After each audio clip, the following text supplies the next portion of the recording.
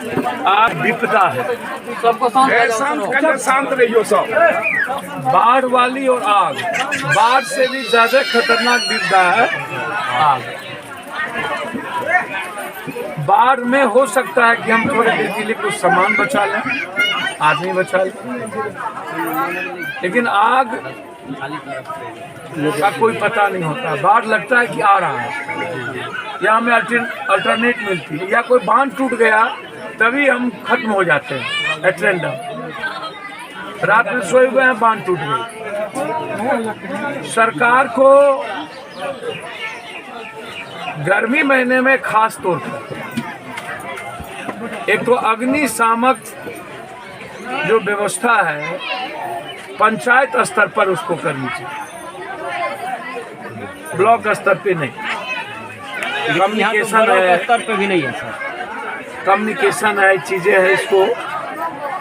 दूसरी चीज 9800 रुपया वो कंप्लीट शून्य है।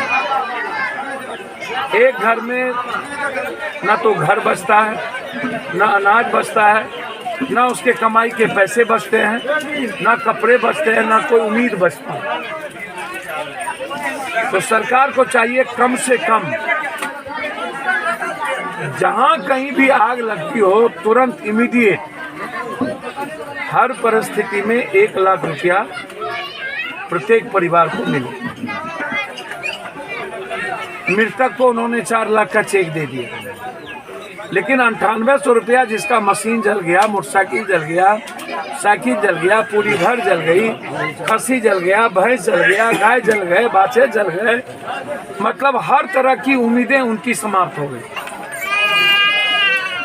लगभग जो गांव चलता है वो मिडिल क्लास के नीचे के लोग होते हैं। आप जब भी गांव में आग लगती है आप उठा के देख लीजिए, या तो गरीब होता है या तो लगभग मिडिल क्लास और मिडिल क्लास के नीचे के लोग होते हैं। इसका मतलब है कि उनके पास बहुत लंबा जीने का माध्यम नहीं होता है, जितना वो जोगा के रखता है वो भी उसका समाप्त हो गया। तो एक तो बिजली बिल उसकी माफ हो, किसी भी तरह का कर्ज 3 महीना माफ हो, और हर परिस्थिति में कम से कम 15 दिन जहां आग लगती है उसके खाने की व्यवस्था सरकार को करनी चाहिए। एक पन्नी नहीं, कम से कम पन्नी के साथ बर्तन, जो सबसे ज्यादा जो आज जो विपदा है, सबको शांत रहियो सब। बाढ़ वाली और आग, बाढ़ से भी ज्यादा खतरनाक विपदा है आग। बाढ़ में हो सकता है कि हम थोड़े देर के लिए कुछ सामान बचा लें, आदमी बचा लें, लेकिन आग का कोई पता नहीं होता। बाढ़ लगता है कि आ रहा है, या हमें अल्टरनेट मिलती है, या कोई बांध टूट गया तभी हम खत्म हो जाते हैं। एट्रेंडम रात में सोए हुए हैं, बांध टूट गई। सरकार को गर्मी महीने में खास तौर पर एक तो अग्निशामक जो व्यवस्था है पंचायत स्तर पर उसको करनी चाहिए, ब्लॉक स्तर पे नहीं। कम्युनिकेशन है, स्तर पे भी नहीं है सर। कम्युनिकेशन है, चीजें है इसको। दूसरी चीज 9800 रुपया वो कंप्लीट शून्य है।